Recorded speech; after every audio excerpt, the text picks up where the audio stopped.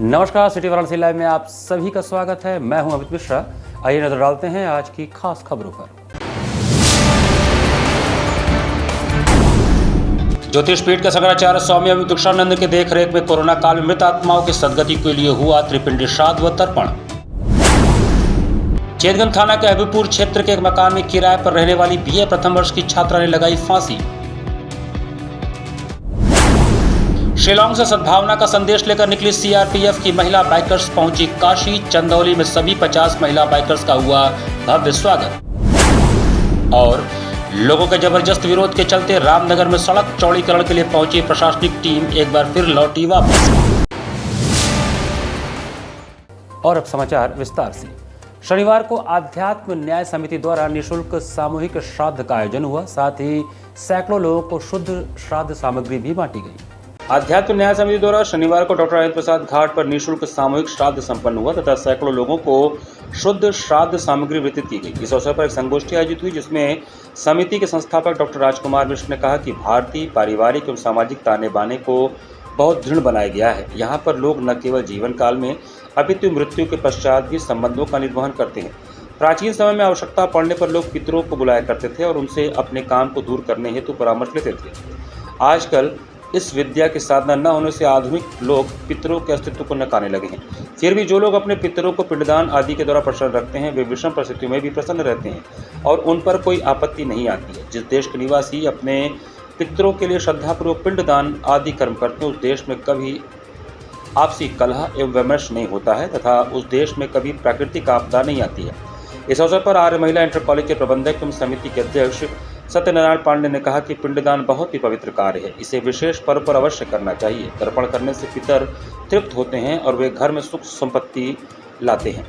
संगोष्ठी का संचालन एवं आचार्यत्व ब्रिजेश कुमार पांडे ने किया। इस अवसर पर उपाध्यक्ष कृष्ण मोहन त्रिपाठी, गौरव पांडे, संजय तिवारी, अर्पिता मिश्रा, विजय नारायण मिश्र, निमिष मिश्र एवं श्रीकांत तिवारी आदि ने अपने विचार व्यक्त किए। अमावस्या तिथि है तो समस्त काशीवासी व अन्य जनपद के लोग आज काशी के दशाश्वमेध घाट पे अपने पितरों के नाम से पिंडदान व जल तर्पण इत्यादि का कार्य हो रहा है। क्या विशेषता है? आज के दिन हमारे समस्त पितृ धरती पर जो 15 दिन तक पितृपक्ष में वास करते हैं, आज के दिन वो अपने अपने स्थान पर जाएंगे तो सभी लोग आज अपने पितरों के नाम से पिंडदान तर्पण जल इत्यादि देकर उनको खुशी विदा करने का ये प्रक्रिया चल रहा है। कोरोना काल में काल कलवित हुए असंख्य जीवात्माओं की सद्गति के लिए केदार क्षेत्र के शंकराचार्य घाट पर त्रिपिंडी श्राद्ध व तर्पण का आयोजन किया गया। काशी केदार क्षेत्र के शंकराचार्य घाट पर कोरोना काल में काल कलवित हुए असंख्य जीवात्माओं की सद्गति के लिए आचार्य पंडित अवधराम पांडे के आचार्यत्व में त्रिपिंडी श्राद्ध व तर्पण का आयोजन संपन्न हुआ। इस समाचार को सोशल मीडिया व अखबारों में पढ़कर हरियाणा के सुरेश मानचंदा काशी आए और परमाराध्य परम धर्माधीश उत्तरामनाय ज्योतिष पीठाधीश्वर शंकराचार्य महाराज उन्होंने अनुरोध किया कि 1947 में भारत पाकिस्तान विभाजन के समय जो लोग लगभग 20 लाख लोग मारे गए तो उनका भी अंतिम संस्कार उस समय नहीं हो पाया था, इसलिए उन सबकी सद्गति के लिए भी आज श्राद्ध तर्पण कर दिया जाए। शंकराचार्य जी महाराज ने इस बात को सहर्ष स्वीकार किया और शंकराचार्य घाट पर ही यह विधि भी आज संपन्न हुई। शंकराचार्य जी महाराज ने अपने YouTube चैनल 1008.guru पर मृतात्माओं की सद्गति के लिए श्रीमद् भगवत मुक्ति कथा सुनाई। जगतगुरु शंकराचार्य महाराज की पूर्णाभिषिक्त शिष्या साध्वी पूर्णाम्बा जी व साध्वी शारदाम्बा जी ने गंगारविंद मिश्र जी, डॉक्टर लता पांडे व डॉक्टर मंजरी पांडे आदि अनेक सहयोगियों के साथ मिलकर महाराज जी की कथा को प्रतिदिन लिपिबद्ध किया और पुस्तक के रूप में शंकराचार्य जी को समर्पित किया। शंकराचार्य जी महाराज ने इस मुक्ति कथा ग्रंथ का आज विमोचन किया। शंकराचार्य जी महाराज ने आश्चर्यचकित होते हुए कहा कि यह अपने आप में एक विशिष्ट कीर्तिमान है कि कथा विश्राम के चंद घंटों के उपरांत ही पुस्तक तैयार हो गई और 8वें दिन पुस्तक का विमोचन भी हो गया। उन्होंने पुस्तक तैयार करने वाले सभी सहयोगियों को आशीर्वाद प्रदान किया। शंकराचार्य जी ने कहा कि शारदीय नवरात्रि पर श्री विद्या मठ में शतचंडी महायज्ञ रुद्राभिषेक का आयोजन किया जाएगा। 4000 मोदकों से गणपति पूजन, शतचंडी महायज्ञ, महारुद्र यज्ञ, 64 योगिनियों के रूप में 64 कन्याओं का पूजन, भैरव पूजन, 108 सुवासिनी पूजन, 11 रुद्र दंपत्ति पूजन कुंभकोणम से पधारे प्रवीण जी के आचार्यत्व में संपन्न होगा। इसके उपरांत 1.25 लाख मोदकों से हवन किया जाएगा। यह अनुष्ठान 15 दिनों का होगा जिसके अंतर्गत यह सभी आयोजन श्री विद्या मठ में संपन्न किए जाएंगे। शनिवार को यह अपराह्न 2 बजे शंकराचार्य जी महाराज जबलपुर के बंगलामुखी सिद्धपीठ के लिए प्रस्थान कर गए। वहां वे आगामी 9 दिनों तक पराम्बा भगवती जी की आराधना संपन्न करेंगे। जो कोरोना काल में, माने कोरोना से या कोरोना काल में अपनी स्वाभाविक मृत्यु से मरे हुए लोग थे, उनका चूँकि संस्कार ठीक से नहीं हो पाया, ऐसी परिस्थितियाँ थी, लोग नहीं निकल पा रहे थे, पैकेट में बंद करके शव भेज दिए जाते थे और स्मशान घाट में भीड़ लगी रहती थी, बड़ी मुश्किल होती थी। केवल शव का अग्नि संस्कार हो जाए ये भी विधि विधान के साथ नहीं हो पा रहा था। तो बहुत से लोगों के मन में इस बात की टीस थी और अभी भी है कि हमने अपने पूर्वजों का ठीक से संस्कार नहीं किया। और हमारे जो शास्त्र हैं, हिंदू शास्त्र, उन शास्त्रों के अनुसार जिनका अर्ध दैहिक संस्कार, उत्तर संस्कार ठीक से नहीं होता है, उनको प्रेत योनि की प्राप्ति होती है। तो हम लोग ये चाहते थे कि इन सब का एक संस्कार आयोजित कर दिया जाए जिसमें सबकी सद्गति और मुक्ति हो। तो उसके लिए जो जो शास्त्र के विधान बताए गए हैं उन सब का हम लोगों ने यहाँ पर अनुष्ठान किया है। अब तर्पण बाकी है जो आज से शुरू हो गया है। त्रिपिंडी श्राद्ध करके हम लोग तर्पण शुरू कर रहे हैं और ये अगर 70 लाख हैं या 90 लाख हैं या 1 करोड़ हैं, 1.25 करोड़ हैं, जो भी संख्या है, जैसे जैसे हमको पता चलती जाएगी सबका, जिनका नाम पता चल जाएगा उनका नाम गोत्र उच्चारण करते हुए, और जिनका नाम पता हमको नहीं होगा उनके लिए अज्ञात नाम गोत्र वाले मान करके उनके लिए इस तरह से 1 करोड़ के लगभग जलांजलि देने का कार्यक्रम आज से शुरू हो गया है। जितने दिन में ये संभव हो पाएगा हम लोग पूरा करेंगे और पूरा करके फिर एक मुक्ति महायज्ञ करेंगे। पितृपक्ष के अंतिम दिन विमल तीर्थ पिशाच मोचन पर एक बेटी ने अपने परिवार के पितरों का पिंडदान व तर्पण किया। बेटा और बेटी में फर्क न होने की बात जब कही आती है तो लोगों के मन में एक सवाल यह होता है कि क्या यह सही है। कई ऐसे मौके आते हैं जहां बेटियां बेटों से आगे निकलकर अपने पिता का, अपने माता का, अपने परिवार का नाम रोशन करती हैं, लेकिन वहीं कुछ मौके पर जहां बेटों का काम होता है वहीं बेटियां जब इस तरह के काम करती हैं तो वह चर्चा और बढ़ जाती है। और वाकई बेटियां बेटों से कम नहीं है। इसका जीता जागता उदाहरण वाराणसी के पिशाच मोचन में देखने को मिला, जब एक बेटी ने अपने परिवार के पितरों का पिंडदान किया। अक्सर ऐसा कहा जाता है कि पिंडदान करने का हक केवल बेटों को ही है, लेकिन हम पूर्व में जाते हैं तो कई बार हमने देखा है कि बेटियों ने अपने पिता को मुखाग्नि देने का भी काम किया है। तो ऐसे में पिशाच मोचन कुंड पर बेटी ने जिस तरह से पूरे विधि विधान से अपने पितरों का पिंडदान किया, निश्चित ही यह चर्चा का विषय बना हुआ है। पितृपक्ष के अंतिम अमावस्या के दिन आज वाराणसी के विमल तीर्थ नाम से जाने जाने वाले पिशाच मोचन में जहां बड़ी संख्या में लोगों ने अपने पितरों को अंतिम विदाई दी, तो वहीं इस लड़की ने भी अपने पितरों को पूरे विधि विधान के साथ पिंडदान कर उनको स्वर्ग लोक की कामना के साथ उनकी विदाई दी। और तो और अपने बेटी होने का हक अदा किया और समाज को एक संदेश भी दिया कि बेटी भी हर वह काम कर सकती है जो लड़के कर सकते हैं। पूर्णतः 16 दिन का होता है, पूर्णिमा से लेकर के अमावस्या तक। आज जो है सर्वपितृ अमावस्या तिथि रही और शनिवार को पड़ जाने से इसका महत्व और ज़्यादा हो जाता है, शनि अमावस्या हो जाती है। पितृपक्ष में इस बार कहाँ से यहाँ पे लोग आए और क्या महत्व है यहाँ का? यहाँ देश में विदेश से भी लोग आते हैं यहाँ पर पिंडदान करने के लिए। यहाँ के इस स्थान का पिंडदान का क्या? पिंडदान का महत्व यह है कि यह जो है प्रेतत्व विमुक्ति क्षेत्र है विमल तीर्थ के अंदर। यहाँ पर मान्यता है कि इस कुंड के अंदर किसी का जो पिंड पड़ जाता है तो प्रेत योनि में होते हुए भी उसकी सदगति हो जाती है। ऐसा भगवान का जो है ब्रह्मा का आशीर्वाद प्राप्त है। हबीबपुरा चेतगंज में शनिवार को सुबह बीए की एक छात्रा द्वारा आत्महत्या कर लिए जाने से अफरा तफरी मच गई। चेतगंज थाना क्षेत्र के हबीबपुरा इलाके में आज सुबह उस समय अफरा तफरी का माहौल मच गया जब एक किराए के मकान में रहने वाली एक छात्रा ने अपनी इही लीला समाप्त कर ली। घटना की सूचना प्राप्त होते ही मौके पर चेतगंज पुलिस पहुंचकर मामले की छानबीन में जुट गई। प्राप्त सूचना के अनुसार हबीबपुरा इलाके में मोहित जायसवाल का मकान है जिसमें कुछ लड़कियां किराए का रूम लेकर रहती हैं। सुबह अन्य छात्राओं द्वारा लगभग 11:30 बजे के आसपास मोहित जायसवाल को फ़ोन द्वारा सूचना दी गई कि चौथे तल पर रहने वाली अंशिका सिंह, जो कि बीए फर्स्ट ईयर की छात्रा है, दरवाज़ा नहीं खोल रही है। सूचना पाकर मौके पर पहुंचे मकान मालिक ने दरवाज़ा खुलवाने का प्रयास किया पर दरवाज़ा नहीं खुला, तो उन्होंने इसकी सूचना चेतगंज की पुलिस को दी। मौके पर 112 पीआरबी और चेतगंज पुलिस पहुंचकर अन्य छात्राओं की मदद से दरवाज़ा खुलवाया और देखा कि छात्रा अंशिका सिंह पंखे के सहारे फांसी लगा ली है। अंशिका सिंह लगभग 18 वर्षीय पुत्री ज्ञानी जल सिंह निवासी गिरैया बाजार कल्याणपुर थाना जहांगीरगंज अम्बेडकर नगर की रहने वाली है। मकान मालिक मोहित जायसवाल ने बताया कि हमारे मकान में अभी वह कुछ दिनों पूर्व ही आकर रह रही थी और यही बगल में आरमेला पीजी कॉलेज की छात्रा थी। इसके अलावा और भी छात्राएं यहाँ पर रहती हैं। ये सूचना मिला लड़कियों द्वारा। क्या बताया गया? पीछे फ्लोर पे लड़कियां रहती हैं। क्या बताया गया उनको? बताया गया कि ऊपर वही लड़की फांसी लगा ली है, रूम पूरा बंद था। तो फिर हमने क्या कहते हैं सब पुलिस वाले आए, तो फिर उसके बाद वहाँ पर कार्रवाई हुआ, तो दरवाज़ा खुला, तो उसके बाद दरवाजा अंदर से बंद था। घटना की सूचना प्राप्त होते ही पुलिस कमिश्नर वाराणसी के आलाधिकारी मौके पर पहुंचकर मामले की जांच में जुट गए। एसीपी चेतगंज राजकुमार सिंह ने बताया कि पुलिस को सूचना मिलते ही मौके पर पहुंची, देखा कि दरवाजा बंद था। दरवाजा तोड़कर देखा गया तो छात्र अंशिका सिंह को जो पंखे के सहारे लटकी हुई थी उसकी डेड बॉडी को नीचे उतारा गया और उसके परिजनों को इस घटना के बारे में सूचना दे दी गई। डेड बॉडी का पंचनामा करके अग्रिम कार्रवाई पोस्टमार्टम के लिए भेजा जाएगा तथा पूरे मामले की जाँच की जा रही है। यह छात्र हरिपुरा में किराए के मकान में रहकर आरमेला पीजी कॉलेज में बीए प्रथम वर्ष की पढ़ाई कर रही थी। पुलिस को पीआरबी 112 के माध्यम से सूचना मिली कि एक लड़की ने कमरे के अंदर बंद होकर फांसी का फंदा लगाकर आत्महत्या कर ली। इस पर पुलिस आई, देखा तो अन्य जो लड़कियां वहाँ थीं उसके साथी सभी की मदद से दरवाज़ा खुलवाया गया, डेड बॉडी को उतरवाया गया है और उतरवाकर पंचनामा पोस्टमार्टम की कार्रवाई की जा रही है। परिजनों को सूचना दे दी गई है, आगे की वैधानिक कार्रवाई की जा रही है। लड़की कहाँ की रहने वाली थी? लड़की अम्बेडकर नगर की रहने वाली है। सर पता चला यहाँ किराए पर रहती थी। पता चला सकती अभी इसकी जांच की जा रही है। यहाँ पर वक्त चला छोटे से ब्रेक का। बने रहिए सिटी वाराणसी लाइव के साथ। वाराणसी लाइव, सच के साथ। 24 घंटा में वो लड़का अगर हमरा ना मिलल तो सारा शहर के आग लगा दे।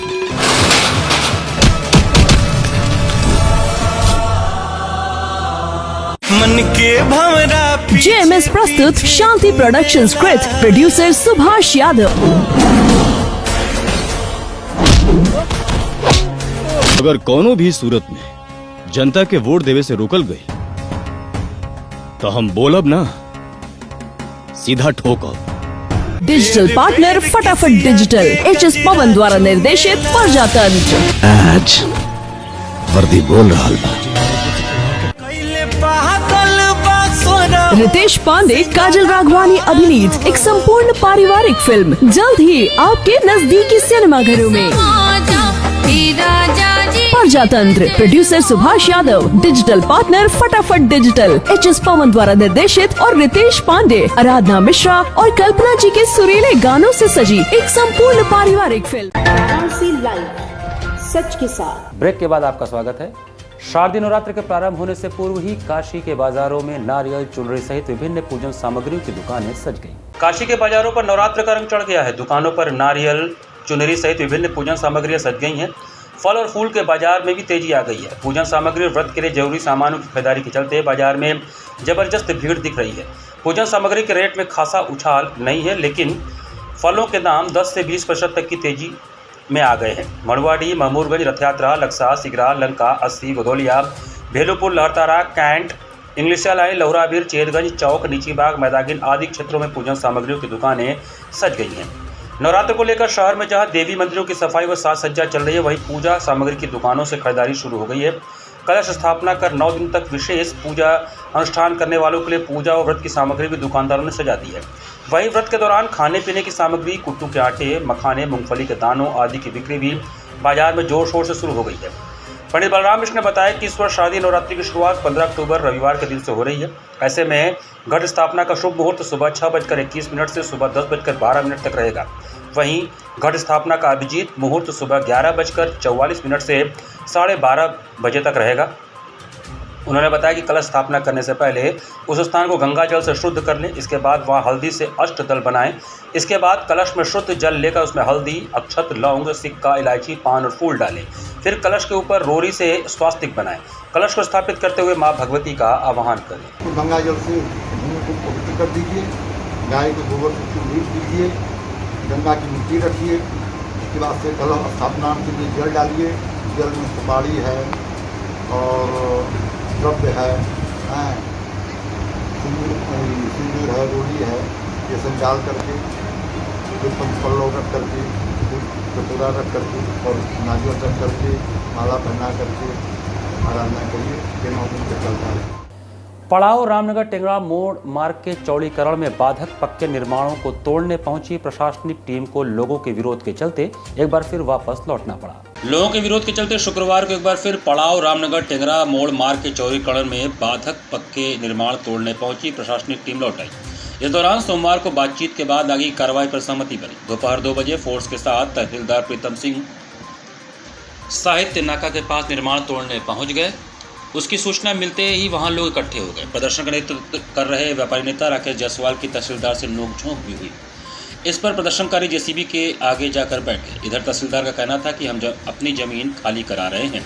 हंगामा बढ़ता देखकर रामनगर थाना प्रभारी भरत उपाध्याय ने उच्च अधिकारियों से बात की। इसके बाद एसीपी चेतगंज और लोक निर्माण विभाग के सहायक अधीक्षण अभियंता वीके सिंह मौके पर पहुंचे। उन्होंने प्रदर्शन कर रहे लोगों से बात की। तय हुआ कि सोमवार को लोक निर्माण विभाग में नागरिकों के साथ बातचीत के बाद आगे की कार्रवाई की जाएगी। टीम के जाने के बाद लोग मौके से हटे। मणिकर्णिका अंतर्राष्ट्रीय फिल्म उत्सव के दूसरे संस्करण का नागी नाटक मंडली में शुभारंभ हुआ। काशी में मणिकर्णिका अंतर्राष्ट्रीय फिल्म उत्सव के द्वितीय संस्करण का शुभारंभ हो गया है। मणिकर्णिका अंतर्राष्ट्रीय फिल्म उत्सव का उद्घाटन बॉलीवुड अभिनेता और डायरेक्टर मुकेश तिवारी, सौरभ शुक्ला, दीपक तिजोरी, रेखा ठाकुर, फेस्टिवल के अध्यक्ष Ajit Sehgal, doctor Sanjay Mehta, Ashutosh Chaturvedi, festival convener Suman Pathak और रतिशंकर त्रिपाठी के द्वारा दीप प्रज्वलित करके किया गया। उद्घाटन सत्र के बाद भारतीय फिल्म इंडस्ट्री से आए तीनों मेहमानों मुकेश तिवारी, सौरभ शुक्ला और दीपक तिजोरी का शाल और पगड़ी से सम्मानित किया गया और फेस्टिवल डायरेक्टर सुमित मिश्रा ने अपने महत्वपूर्ण विचार रखे। बॉलीवुड अभिनेता सौरभ शुक्ला ने अपने वक्तव्य में कहा कि सिनेमा हमारे बीच की कहानियों को ही पर्दे पर दिखाने का काम करता है। हमें इस बात को ध्यान में रखकर अपनी फिल्मों को बनाना चाहिए कि हमारे बीच क्या घटित हो रहा है और हम उसे किस रूप से सकारात्मक तरीके से पर्दे पर दिखा पा रहे हैं, ताकि समाज में हमारे फिल्मों से कुछ बदलाव भी लाना हमारी जिम्मेदारी है। मुकेश तिवारी और दीपक तिजोरी ने भी अपने विचारों से हम सभी को विभूषित किया और कहा कि बनारस रंगों की भूमि है, जहां साहित्य और सिनेमा एक साथ कई दशकों से एक दूसरे के संग चले आ रहे हैं। द्वितीय मणिकर्णिका अंतर्राष्ट्रीय फिल्म उत्सव बनारस के लिए एक बहुत ही सशक्त माध्यम है, जिसके जरिए सिनेमा देखने और सिनेमा बनाने वालों के संग बातचीत करने का एक अवसर प्रदान करता है। यह सिनेमा का एक ऐसा उत्सव है, उसे मनाना हम सभी सिनेमा और कला प्रेमियों के लिए बहुत जरूरी है, ताकि हम आने वाली पीढ़ियों तक सिनेमा के सशक्त माध्यम को सकारात्मक रूप में पहुंचा सकें। आज द्वितीय मणिकर्णिका अंतर्राष्ट्रीय फिल्म उत्सव में उद्घाटन के बाद पहली फिल्म वध का स्क्रीनिंग किया गया, जो कि संजय मिश्रा अभिनीत है। तत्पश्चात मराठी फिल्म पचोला कादंबरीवार की स्क्रीनिंग की गई। आज के प्रथम सत्र में ही इस आधार पर डॉक्यूमेंट्री फिल्म अदर रे आउट ऑफ सत्यजीत रे आकर्षण का केंद्र रही। मणिकर्णिका अंतर्राष्ट्रीय फिल्म उत्सव के सदस्य अर्चना निगम, उत्कर्ष उपेंद्र, निकिता गुप्ता, रितिका भट्ट, सिद्धि भट्ट, निखिल पांडे, राजकुमार यादव, तराई अग्रवाल, प्रियांशु सैनी, सुबोध कुमार, अमित कुमार, संदीप ठाकुर, सोनू और मीरा सिद्दीकी सभी ने मिलकर इस उत्सव को यादगार बनाया। फेस्टिवल डायरेक्टर सुमित मिश्रा ने धन्यवाद ज्ञापन कर पहले दिन के सत्र का समापन किया। ये एक पर्व है जहाँ पर सिनेमा का उत्सव मनाया जाता है और सिनेमा हम जिस नज़रिए से देखते हैं उसको देखने का एक और नज़रिया भी जो है वो दिया जाता है। तो ये मूल काम होता है किसी भी फिल्म फेस्टिवल का। और मणिकर्णिका जो है वो बहुत अच्छे एक शहर में, वाराणसी में, है ना, जो कि कला की और धर्म की और विचार की एक भूमि है। वहाँ पर वो फिल्में जो विचार से जुड़ी हुई हैं वो दिखाई जा रही हैं। तो मुझे उम्मीद है कि ये बहुत सफल होगा। बहुत ज़बरदस्त उत्साह काशी की जनता में है, क्योंकि ये हमारा दूसरा फिल्म फेस्टिवल है। पिछले बार भी लोगों ने बहुत एंजॉय किया था। पिछले बार लगभग 15 देशों की पिक्चरें आई हुई थी और इस बार बढ़ करके 18 देशों की लगभग 36 पिक्चरें आई हुई हैं और शॉर्ट फिल्में हैं। सबसे बड़ी इम्पॉर्टेंट बात ये है कि ऐसी पिक्चरें होती हैं जिसको सिनेमा हॉल में देखने को नहीं मिलता है। तो ये कला के एक अलग रूप में होती हैं और इनको देखने का अपना एक आनंद होता है और हमेशा ही जो महोत्सव होते हैं उसमें इसी तरीके की पिक्चरें दिखाई जाती हैं। इस बार हम लोगों ने ये निश्चय किया कि नेशनल अवार्ड विनिंग पिक्चरों को भी दिखाया जाए, तो जिसमें संजय मिश्रा जी की वध पिक्चर जिसको नेशनल अवार्ड मिला है उसका प्रदर्शन भी होगा। सीआरपीएफ की 50 महिला बाइकरों का ग्रुप केंद्र चंदौली पहुंचने पर भव्य स्वागत किया गया। सीआरपीएफ की कुल 50 महिला बाइकर जो 25 मोटरसाइकिलों पर सवार होकर 5 अक्टूबर को शिलोंग से अपनी यात्रा पर निकलकर गुवाहाटी, बोंगाई गांव, सिलीगुड़ी, कटिहार, मोकामा घाट, गया, औरंगाबाद के रास्ते होते हुए शुक्रवार को ग्रुप केंद्र चंदौली पहुंची, जहां कैलाश खरवार एमएलए चकिया द्वारा महिला बाइकर दल का स्वागत किया गया। यह महिला बाइकर टीम चकिया और वाराणसी में विभिन्न कार्यक्रमों में शामिल होने के उपरांत 15 अक्टूबर को ग्रुप केंद्र प्रयागराज हेतु प्रस्थान करेगी। यह टीम कुल 40 जिलों से गुजरती हुई 3291 किलोमीटर का सफर तय करते हुए 31 अक्टूबर को लौह पुरुष सरदार वल्लभ भाई पटेल के जन्म स्थान एकता नगर गुजरात में आयोजित होने वाले राष्ट्रीय एकता दिवस में शामिल होंगी। इस अभियान का उद्देश्य केंद्र सरकार द्वारा नारी शक्ति सशक्तिकरण के तहत बेटी बचाओ बेटी पढ़ाओ अभियान के साथ समन्वित रूप से जनता में जागरूकता को बढ़ावा देना है। महिला एवं बाल विकास मंत्रालय भारत सरकार के सहयोग से देश में नागरिकों के बीच बालिकाओं को शोषण से बचाने एवं उन्हें उनके अधिकारों के प्रति शिक्षित करने तथा उन्हें शिक्षा के माध्यम से सामाजिक व वित्तीय रूप से आत्मनिर्भर बनाने हेतु सीआरपीएफ द्वारा सीआरपीएफ ऑल इंडिया महिला मोटरसाइकिल अभियान 2023 आयोजित किया जा रहा है। इसे यशस्विनी नाम से संबोधित किया गया है। इस कार्यक्रम के दौरान राकेश कुमार, पुलिस उप महानिरीक्षक ग्रुप केंद्र चंदौली, प्रीति अध्यक्ष regional CRPF wife welfare association group केंद्र चंदौली, अब्दुल नजर चिकित्सा, श्याम सुंदर कमांडेंट, अन्य अधिकारी, जवान एवं उनके परिवार के सदस्य तथा 95 बटालियन के प्रवीण सिंह, नितेश सिंह उपस्थित थे। यह अभियान नारी शक्ति के सशक्तिकरण का प्रतीक है। ये अभियान जो चलाया जा रहा है, इसमें बेटी बचाओ बेटी पढ़ाओ जो अभियान पूरे भारतवर्ष में चल रहा है, इसको प्रोत्साहित करता है। भारत सरकार का आप देखेंगे कि महिला एवं बाल विकास मंत्रालय के सहयोग से हम लोग पूरे देश में बालिकाओं के शोषण से बचाने के लिए हम लोग एक मुहिम छेड़ रखे हैं। पूरे देश के नागरिकों के बीच में जितनी भी बालिका है शोषण से बचाना है, उनको शिक्षा के अधिकार को भी, उनका जो अधिकार है वो शिक्षा का अधिकार है, उसके लिए उनको प्रेरित करना है, उनको जागरूक बनाना है और शिक्षा के नाते शिक्षा को हम लोग इतना आगे प्रसार करें कि वे लोग अपने आप को आत्मनिर्भर बन सकें। ये इस अभियान का मूल उद्देश्य है, जिस उद्देश्य के लिए ये पार्टी निकल गई है और ये एकता नगर में 31 तारीख को समाप्त। हम एक मिशन पूरा करके वहाँ पे जा रहे हैं, बेटी बचाओ बेटी पढ़ाओ। जब 3000 किलोमीटर दूरी तय करके हम वहाँ पे पहुँचेंगे, उसके बाद जितनी भी बेटियाँ हैं, जितने भी गाँव में गए, सभी गाँव के लिए संदेश एक जारी किया जाएगा कि हर जगह हर संदेश को हमने पहुँचाया। अपने माध्यम से भारत की बेटियों से क्या कहना चाहेंगे? मैं अपने माध्यम से भारत की बेटियों को बोलना चाहती हूँ, एक कदम तो बढ़ाएं, आसमान तो हम छुआ देंगे। हम उस देश की बेटी हैं जिस देश में गंगा बहती है। शुक्रवार को रामनगर की रामलीला के 16वें दिन प्रभु श्री राम के चित्रकूट से पंचवटी पहुंचने तक का प्रसंग मंचित किया गया। रामलीला के 16वें दिन शुक्रवार को दुर्गा मंदिर पोखरा के समीप श्री राम के चित्रकूट से पंचवटी पहुंचने तक का प्रसंग मंचित किया गया। श्री राम को वन में आने का प्रयोजन पूरा करना था तो आगे चलने की राह देखने लगी। लीला में श्री राम के बल की था लेने के लिए इंद्र का पुत्र जयंत कौवे का वेश बना कर आता है और सीता जी के पैर में चोच मारकर भागने लगता है। सीता जी के पैर से खून बहते देख राम ने बाण मारा। जयंत जान बचाने को दर-दर की ठोकरें खाता है। अंत में प्रभु श्री राम के शरण में आने पर वह जयंत की एक आंख फोड़कर उसे छोड़ देते हैं। इसके बाद राम अत्रि मुनि के आश्रम पहुंचे। वहां मां अनसुईया ने सीता जी को स्त्री धर्म सिखाया। श्री राम राक्षस विराज का वध कर पंचवटी पहुंचते हैं। यहाँ लक्ष्मण जी को धर्म ज्ञान देते हैं। यहीं पर आरती के बाद लीला को विराम दिया गया। इसी के साथ सिटी वार्ता लाइव का ये संस्करण हम समाप्त करते हैं। मुझे दीजिए आज्ञा। नमस्कार।